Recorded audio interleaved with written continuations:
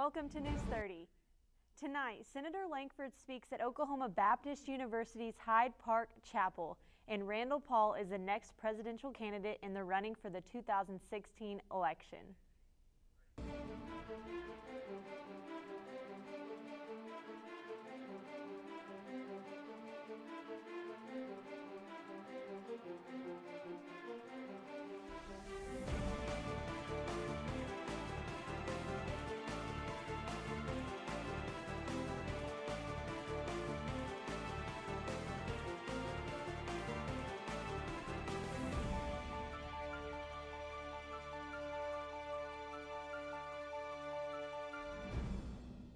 Good evening, I'm Lindsay Skinner. An investigation is underway for a police-involved shooting that happened near the Grand Casino in Shawnee. News 30 Nicole Smith has more. I'm standing at the corner of Lake Road and Post Office Neck, where Pottawatomie County Police and OSBI have closed off the road following an officer-involved shooting. The suspect of a burglary, identified as a man by the name of Eric Rose, led police on a chase until crashing near Lake Road. Following the incident, police and OSBI had the road blocked off for hours. Reporting from Pottawatomie County, I'm Nicole Smith, News 30. As of this week, Shawnee, the man accused of orchestrating the 2013 Boston Marathon bombings with his brother, has been convicted.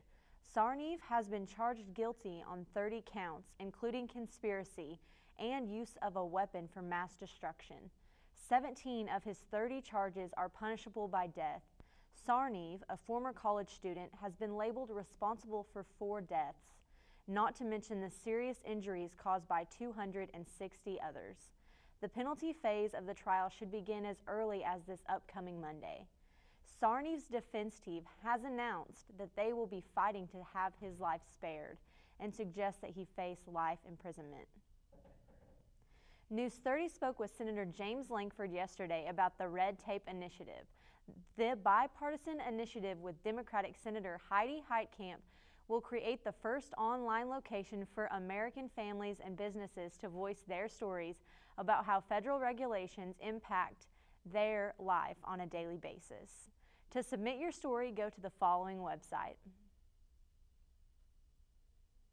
Trying to work through something called the Red Tape Initiative, and it's working with Republicans and Democrats together to identify what are the regulations that are slowing down our economy, that are burdensome to families, that's just the clutter of government. Government over the centuries collects clutter and puts out rules in place that don't make sense anymore. Might have made sense 30 years ago, don't make sense now, or they're implemented in a way that's really silly. Today, I announce with God's help, with the help of liberty lovers everywhere, that I am putting myself forward as a candidate for President of the United States of America.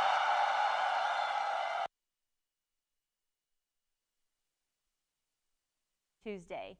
He and Texas Senator Ted Cruz are the only two who have officially announced that they will run in the 2016 election, but Republican Senator Marco Rubio is expected to announce next week, while Democrats are still looking towards Hillary Clinton. This week in South Carolina, an officer was arrested for the murder of a defenseless man during a traffic stop. The man, Walter Scott, was fleeing from Officer Michael Slager when the policeman opened fire. This case, which many are comparing to the Ferguson case, involved an African-American victim and a white police officer. Officer Slager was arrested almost immediately after the shooting. A video of the shooting, which was taken by an unrelated witness, has gone viral and is sparking a great deal of controversy. We will be sure to keep our viewers up to date on the situation as more information is made available. The Religious Freedom Initiative has caused quite a stir. The 63-31 vote to pass the Senate Bill 101 would prevent state and local governments from refusing service to people because of their religious affiliations. But without a specific proposal in hand, the Republicans editing the bill left a big question unanswered. Will clarifying language go far enough to extinguish the national firestorm surrounding this new law? The Senate already approved a slightly different version of the bill last month, and Senate author Dennis Cruz said he plans to concur with the House version. The Apple Watch is coming and is expected to not even make it to the shelves next. It's a week away. The deadline for taxes is approaching, and already 67% of taxpayers have filed. The average refund this year is averaging more than $2,800. You can file for a 6-month extension by the 15th of April, but the IRS encourages people to file even if they can't pay what they owe, so they won't be penalized for not filing.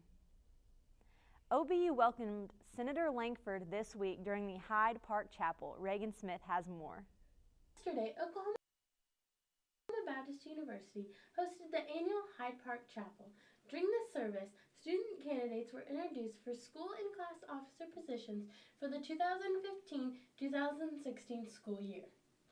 Also, 7 faculty and staff members were honored by receiving the 7 Who Care Awards for their contributions to the campus community. These awards were given based upon nominations by students and other faculty and staff members. To finish off Hyde Park Chapel, the university received a special visit from Senator James Langford, who came to speak at chapel. Sit in the Hyde Park Chapel and to be able to see the student government elections and to see the presidential speeches that happened on it. It's a lot of fun to just be able to watch. And it'll be fun to be able to see folks that are coming right out of OBU that will be elected to our state legislature and to our federal legislature in the days ahead. I'm Reagan McGowan reporting for News 30. With tornado season upon us, many Oklahomans are searching for assistance after the storm. The Oklahoma Baptist Convention has already reached out a helping hand through cleanup and feeding efforts. The disaster relief volunteers help with handing out food, cutting up trees, cleaning up damage caused by the tornadoes, and helping provide shelter for those displaced from the storms. If you would like to become a volunteer, you can attend the state training on April 11th. For more information, you can contact 405-942-3000. The Oklahoma City Redhawks are now the Dodgers. News 30's Nicole Smith has more on this new change. Since 2009, this has been the home of the Oklahoma City Redhawks until just recently when the name was changed to the Oklahoma City Dodgers. Now with the new name comes a new team and a new brand to establish for Oklahoma City's minor league team. I got a chance to attend the OKC Dodgers Media Day where the Director of Media Relations and Broadcasting, Alex Friedman, talked about the new identity for the team. Well, we think it's already brought a lot of good recognition. The Dodgers are one of the most storied franchises in baseball history. It really is one of the most recognizable brands in sports around the whole world. You know, they were the forefront in bringing players over from Japan and Korea to the major leagues as well as Mexico. So the Dodgers fandom also is generational. We found a lot of people here in Oklahoma City that they are Dodgers fans because their grandpa was a Brooklyn Dodgers fan. The OKC Dodgers general manager, Michael Burns, was also enthusiastic about establishing the team's new brand. This has been a really exciting offseason for our staff, and the amount of interest in the team this offseason has been really apparent. And I think I was aware clearly as just a person that's a baseball fan, in addition to being in the business, just the strength of the Dodger brand, but it's been pretty exciting for us to have the level of interest related to the team. So, you know, as we wind down spring training, normally it's a time of year that we as a front office staff are working really hard to remind people baseball season's coming. This year we didn't have to work that hard. You know, a lot of people were really asking us and checking in, and they were starting the conversation with what's going on with the team this year. Reporting from Chickasaw Bricktown Ballpark, I'm Nicole Smith, News 30. Another Apple product is about to be open for pre-order and is expected to sell out the exact same day. The Apple Watch will be open for pre-order tonight, and Apple expects the smartwatch will be gone by the end of Friday. Even if you don't plan on pre-ordering the watch, you will be able to try out the watch at Apple stores starting tomorrow. This is the first consumer product Apple has released in 5 years. News 30's Hannah Lounsbury got to meet an interesting person with a talent for creating costumes. Ninja Turtles, in fact. Here's Hannah with more. It started 2 years ago. It was just a project. Well, there's more of a backstory. It just started off as wanting to make Halloween costumes. I knew nobody had done justice for a costume on the Turtles, and so that was a driving force to do it, is I wanted to recreate the magic behind the movies, so it was really cool to do it. It's really cool because the kids, the younger ones get scared, a lot of them are really excited, but it's even funnier to see the parents that grew up with it, and they're like, no, you don't understand, that's the Ninja Turtles, and that's what's really cool. Along with the Turtles, Winsett has also made busts of Oklahoma Thunder basketball players. Well, there's Kevin Durant, Russell Westbrook, Serge Ibaka, Kendrick Perkins is gone, Derek Fisher is gone, and Steven Adams. Every player has theirs. I mean, Kevin Durant's sitting in his living room, game room, right next to his MVP trophy. I've seen pictures of it. It's pretty cool. So I would like to branch out and do other stuff, and I try to. I'm seeing what I can do with that, but right now I'm a hardcore Thunder fan, so I'll just stick with that. While Winsett may spend countless hours working on these projects, he's not a full-time artist. We are a contractor for OG&E. It's a family business, so during the day we install electric utilities, and this was my creative outlet. So instead of playing in the dirt, I found something to do fun at night. In fact, before working on his costumes, Derek Winsett had no art experience whatsoever. Literally, I mean, YouTube, Google, finding forums, because the internet's just full of whatever. No art background at all. Didn't draw, didn't do anything, just decided one day I wanted a Halloween costume and made my own. And then a couple years down the road, I'm doing this, and I've got to go cool places with them. It was a lot of fun. What started with YouTube and a few costumes has led him to some amazing opportunities. Winsett has performed with Partners in Crime and Vanilla Ice and has even been featured in the New York Times. While it may be easy to think that Derek's artwork is all for the fans, for him, these countless hours go into honoring the Lord with the work of his hands. All the sculptures, which nobody knows that I do it, I mean, the players might find it out, but on each one I inscribe a random Bible verse or something that I can tie to the player. Tying the gospel into his works and his life, Winsett has used his art to bring joy to those around him and hopes to continue to do so in the future. I had somebody reach me out, and they had like a 6 or 7-year-old kid, and he was on his second open heart surgery, and he just was getting out of it, and they said, he's a big fan, could y'all come out? So I took a friend and a buddy and put him in a costume and got to go see a kid, and it's really cool to see kids, and it was pretty cool. It would be cool to one day down the road do some artwork that's public.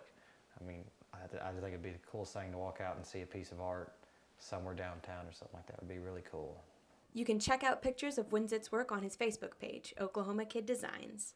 This has been Hannah Lounsbury, reporting for News 30. Lane Bryant has just recently made a stride in the body positivity campaign. She, quote, wants the world to know that sexiness doesn't have to be size specific, end quote. Bryant has launched a new line of lingerie, which she is calling Kashik. This lingerie runs in sizes 12 through 28. By creating this new line, Lane Bryant has arrived at the forefront of real beauty and the marketing that it is trending. Her models do not claim to be angels and have invited people to join in on the movement by hashtagging #I'mNoAngel. True to its form, Oklahoma weather has been anything but predictable. News 30 has your weather next. We are in full swing for spring weather for our second week in April. Here's Tiami Cortez with weather. Thank you, Lindsay. This week has been pretty stable and constant as predicted. We've had a mixture of cloudy, humid, and sunny skies this past week. Today, we got to have a bountiful sunny day with a high of 78. Right now, we're at about 73 with a 33% humidity rate. Later on tonight, we're going to drop to about 60 degrees with an increase of humidity at 52%. On Friday, we'll continue with sunny skies at a high of 71 and a low of 50. There will be a 0% chance of rain. After Friday, that precipitation percentage will increase drastically. On Saturday, we'll also have a high of 75 with a low of 61 with cloudy skies and a 60% chance of showers and winds at 10 miles per hour. Then on Sunday, we'll have some sunny skies causing the high to increase to 80 degrees and a low of 62 with a 50% chance of rain. To start the week off, Monday, we'll have us covered with showers that are at 90% chance with a high of 69 and a low of 59. Temperatures will rise on Tuesday at a high of 76 and a low of 58, but still at a 90% chance of rain. Tuesday's skies will also be cloudy with possible thunderstorms. Precipitation rates will drop dramatically on Wednesday with just a 10% chance of showers, and the week's high at 86 with a low of 61. Skies will be clear of clouds and thunderstorms and will be able to enjoy pure sun. So be sure to carry around your sunblock and umbrella for this weekend. Thank you for letting me bring the weather to you. I'm Tiama Cortez, now with the arts and entertainment. In 2013, over 100 million people watched the Bible on television. The next year, Son of God came to theaters to tell the story of Jesus Christ. Last week, NBC premiered the newest addition to the series, AD, The Bible Continues. This series begins with the crucifixion and resurrection, telling the story of the apostles and the beginnings of the early church. The first season will go through the first 10 chapters of the book of Acts, and work has already begun on a second season. You can watch the series on Sunday nights at 8 through Father's Day. New change coming to OBU with the new basketball coach, and change to OKC baseball. Laura Hickman with your sports next. OKC has welcomed its newest athletic team. We got to talk with some of this players and staff at a press conference on Tuesday. I mean, number one, we're here to develop and try to help the Dodgers win a pennant. You know, and that's our number one goal, and obviously we want to win ball games here and try to win a championship here. You know, we all love to win, and that's why we play this game, is to win. But our number one goal is to make sure these guys are ready in case the Dodgers need help. We also heard from opening pitcher Scott Baker, a former Oklahoma State Cowboy who has come back to his home state to continue playing the sport he loves. You know, it feels good, regardless of where you are, to start an opening day. You know, I'm new to the organization, but so far I think the organization is first class, and looking forward to getting to know the guys and the staff, and this is second home for me. So I've always enjoyed my time in Oklahoma City, and you know, definitely looking forward to it. We are excited to see what the Dodgers will bring to Oklahoma City this season. Reporting from Chickasaw Bricktown Ballpark, I'm Laura Hickman for News 30. The Dodgers opening game will take place tonight at 7 at the Chickasaw Bricktown Ballpark. Following Coach Tolan's retirement, OBU has already hired a new men's basketball coach. OBU Athletic Director Robert Davenport introduced the new head coach, Quinn Wooldridge, at a press conference last week. I truly feel like I'm walking in the footsteps of giants, you know, and being trusted with the opportunity to take this program forward and really take it to a new frontier. After playing for the Bison during his 4 years as a student athlete, new head coach Quinn Wooldridge is coming back to Bison Hill to lead the OBU men's basketball team for the first time as an NCAA team. Wooldridge graduated in 1999 and was inducted into the OBU Hall of Fame in 2012. He was the all-time leader in games played and third all-time in scoring with 1,886 points. He previously coached at the University of the Southwest and was assistant coach at OBU, Oklahoma City, Wayland Baptist, Missouri Baptist, Lyon, and Eastern Oklahoma State University. His most recent coaching position was as head coach at Southwestern Christian University, where he coached for 3 seasons. Wooldridge comes to OBU as the 19th men's head basketball coach and is very excited to take on this challenging and rewarding position. The OBU men's golf team finished 5th in the OBU Spring Invitational this past Monday and Tuesday. They finished just 6 strokes out of first place with a final score of 572. Drew Posada and Kyle Perdue tied for 30th place with scores of 147 total. Tanner Oxford and Herman Cabrero led the group of individuals with the scores of 149 each. The Bison will compete in the Sooner Athletic Conference Championship from April 20th to 21st. That's all for sports. Back to you, Lindsay. You'd have to be pretty special for Burger King to offer to pay your wedding. Well, when Illinois resident Mr. Burger proposed to Miss King, the fast food giant offered to pay for their entire wedding. The couple met in kindergarten and have heard the Burger King jokes for a long time, which seems to have paid off. The couple is very grateful toward the fast food chain, and there's no word on if any of the Burger King items will be included in the special day. Well, that's all for this week. Remember to connect with us by sharing news tips or weather photos at news30@okbu.edu. And follow us on Twitter, Facebook, and YouTube at Shawnee News 30. You also can use the hashtag News30. Thank you for watching. Have a good night.